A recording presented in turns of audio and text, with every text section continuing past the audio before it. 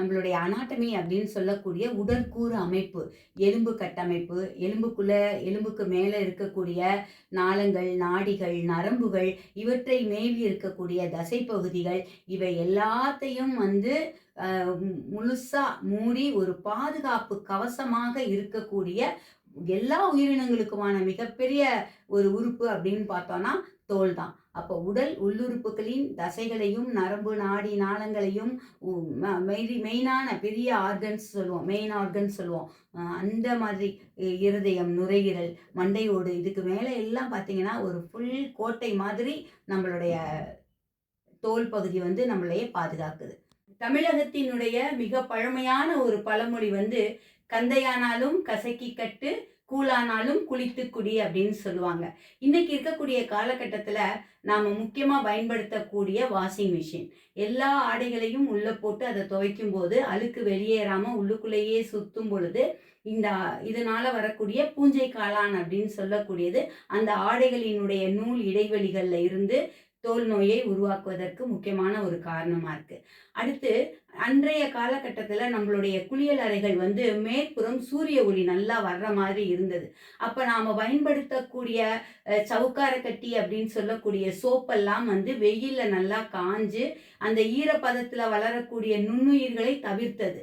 இன்னொன்று, அன்றைய காலகட்டத்தில் நாம் வந்து குளிப்பதற்காக பயன்படுத்திய சீயக்காய், பாசிப்பருப்பு மாவு, கடலை மாவு, சீயக்காய் தூள், இந்த மாதிரியான விஷயங்கள் எல்லாம் இப்போ நாம் பயன்படுத்துறது இல்லை.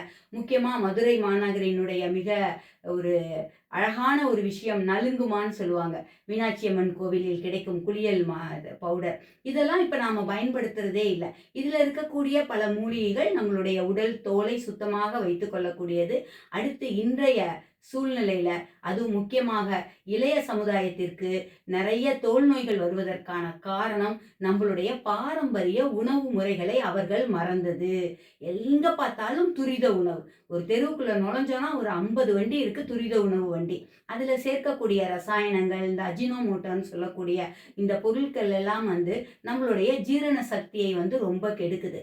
அப்போ ஜீரண சக்தி குறையும் பொழுது அந்த கழிவுகள் முழுமையாக வெளியேற்றுவதற்கு நம்ம உடல் ரொம்ப கஷ்டப்படும் போது கண்டிப்பாக அந்த மல கழிவுகள் நம் உடலில் தங்கும் பொழுது நமக்கு தோல் நோய்கள் வருவதற்கான வாய்ப்புகள் மிக அதிகம். அதனால ஆரோக்கியமான பாரம்பரிய உணவும் நல்ல சுத்தமும் சுகாதாரமும் இளைய சமுதாய பிள்ளைகளுக்கு, முக்கியமாக விடுதிகளில் தங்கி இருக்கக்கூடிய மாணவ மாணவிகளுக்கு, இளைஞர்களுக்கு, இளைஞிகளுக்கு தோல் நோய் வராமல் தடுப்பதற்கு இந்த சுத்தமும் சுகாதாரமும் ஆரோக்கியமான நமது பாரம்பரிய உணவும் மிக முக்கியம். ஒவ்வாமை இந்த மாதிரி காரணங்கள்னால உடல் அரிப்பு வர்றதுக்கு வாய்ப்பு இருக்குது. நம்ம வந்து சீயக்காய் பவுடரும் சீயக்காய் தூள் அதுவும் நம்ம அரிசி மாவும் கலந்து உடலுக்கு தேய்த்து குளிச்சிங்க, ஒரு நாளைக்கு 2 வேளை நம்ம வந்து உடல் குளித்தல் அப்படின்ற செயல் பண்ணினோம் அப்படின்னு சொன்னோம்னாக்கா கண்டிப்பாக இந்த வேர்வையினால் வரக்கூடிய அரிப்பை தவிர்க்கலாம். அடுத்து இந்த பித்த வெடிப்பு அப்படிங்கிறது பற்றி கேட்டீங்க. பொதுவாக இந்த பித்த வெடிப்பு வந்து அதிக நேரம் நம்மளுடைய கால்களை ஈரப்பதமான இடங்கள்ல ஈரத்திலேயே வச்சிருக்கிறதுனால வரக்கூடியது. அடுத்து உடல் வறட்சியினாலையும் இந்த மாதிரி வரலாம்.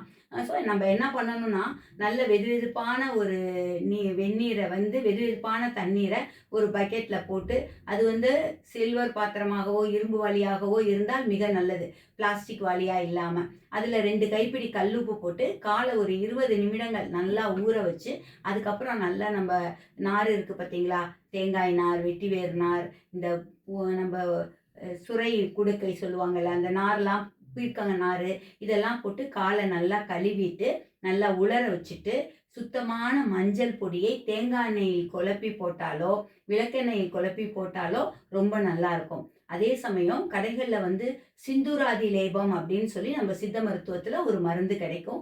அது வெளிப்பூச்சிக்காக மட்டும் பயன்படுத்தக்கூடியது. அதை எடுத்து நம்ம போட்டாலும் இந்த பித்த வெடிப்புங்கிறது சீக்கிரம் தீரும். இன்னொன்று, சர்க்கரை நோயாளிகளுக்கு இந்த பித்த வெடிப்பு வந்து வருவதற்கான வாய்ப்புகள் மிக அதிகம். அப்போ சர்க்கரை நோய் கட்டுப்பாட்டில் இருக்கா அப்படின்றதையும் நாம் பார்த்துக்கணும். அது ரொம்ப முக்கியமானது. நன்றி.